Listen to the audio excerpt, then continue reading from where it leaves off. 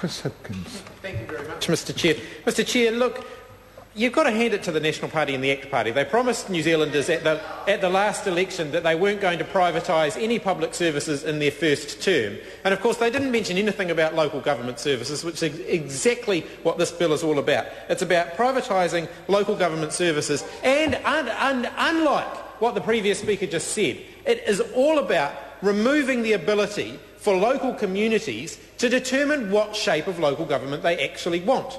Under the current law, it's up to local communities to decide what type of local government they want, what sort of services they want their local councils to provide.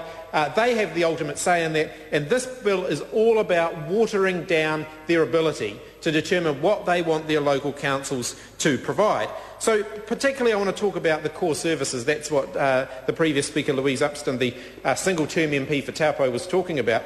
And I want to talk about how they're going to define what is a core activity, because what is a core activity in one area is not necessarily going to be a core activity in another area.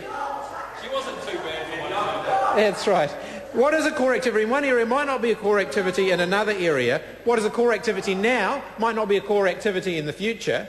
I'm not sure that if I was writing the Canterbury region or Canterbury Council's list of core activities 6 months ago that I would have put earthquake recovery in a list of core activities, but I imagine that's actually something that the Canterbury local authorities are quite actively involved in at the moment. These things change. Community needs change. Councils need to be able to respond to those. Not a single submitter to the council, to the select committee, thought this was a good idea. Can any of the members opposite name a single local authority that said that defining core services was a good idea? Yeah, actually, I have a piece over here. Would you like to table this, Mr. Order. Name it. Give me the name. Wellington City Council. I have the document right. Rubbish. They did not argue that. I sat through the Wellington City Council submission. They opposed the definition of core services. Core services, not a single local authority thought that defining core services was a good idea. None of them argued that it was a good idea. I sat through the hearings. None of them argued that it was a good idea for there to be a definition of core services. And in fact, the government's vision of what core services should actually be, what Rodney Hyde's definition of what core services actually should be, cuts out a whole lot of stuff that local authorities currently work on.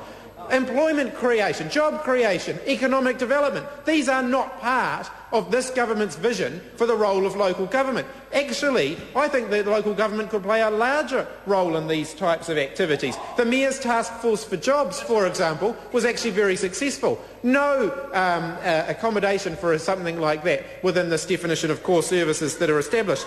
Now, one of the reasons they're saying that we have to shrink the size of local government is because of rates increases. Yet the Department of Internal Affairs advice to the committee was that 97% of council expenditure, 97% of council expenditure was already on the things that they list down as being core services for local authorities. There's absolutely no need to define in legislation what core services are. All it's going to do is to unnecessarily tie the hands of local authorities and make them less responsive to their local communities. They want to take the local out of local government.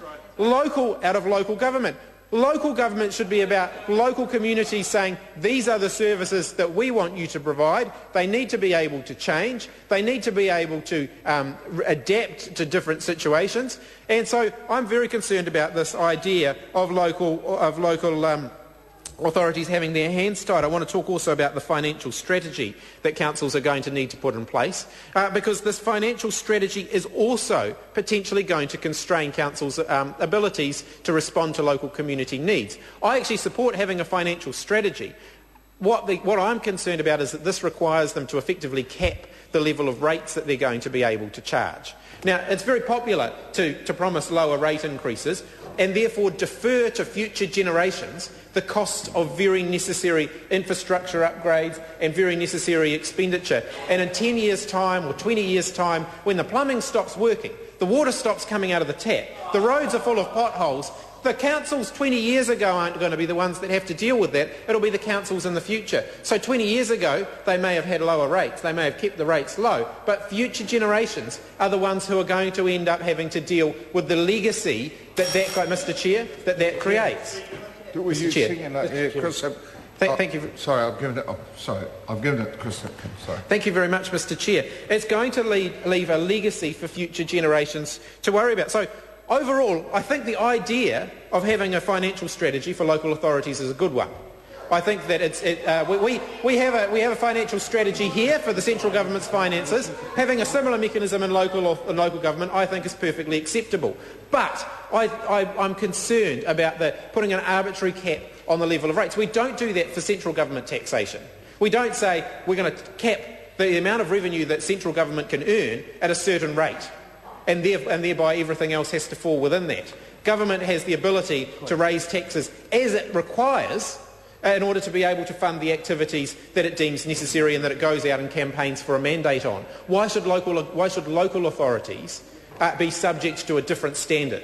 Why should they be prevented from delivering the things they promise to their local communities in an election because there's an arbitrary cap on the amount of revenue that they can create? If local communities want local authorities to provide certain services, and they vote for local authorities to provide certain services, then the local authorities need to be able to raise the revenue in order to deliver them.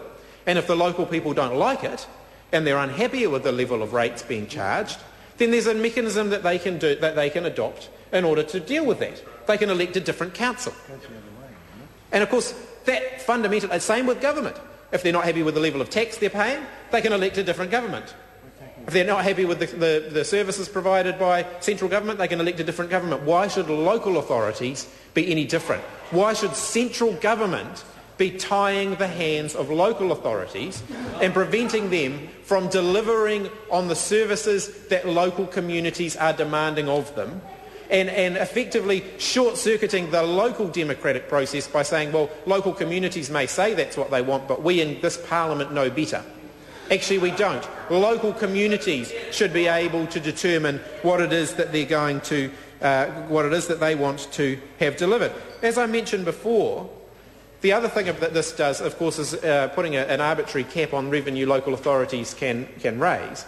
It also constrains a council's ability to deal with unforeseen issues that may arise from time to time. And again, I come back to the issue of a natural disaster, for example, such as Canterbury's earthquake. Why would we want to constrain the ability of local authorities to actually adapt to things that are unforeseen? Now, the Canterbury earthquake is at sort of an extreme end of the scale. I'm talking about smaller scale natural disasters. In the Hutt Valley where I come from, we're prone to regular flooding.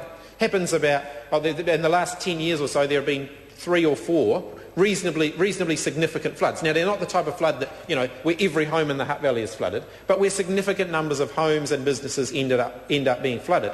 The local authorities need to have the flexibility to respond to those and to raise the revenue that they need to respond to those without having this idea of an arbitrary cap on them. Because if we put an arbitrary cap on the level of rates that councils can charge, again, what we're doing is encouraging local authorities to actually defer the burden of providing adequate infrastructure onto future generations.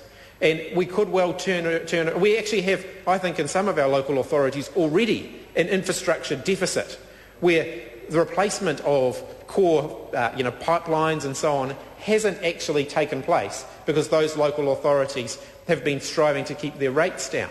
And as a result, at some point, a future generation is going to end up having to front up and pay an awful lot more in order to just keep the basics operating. So why should we place this constraint on councils? Why should we place this overriding objective on councils that keeping rates low is the ultimate objective no matter what the consequences?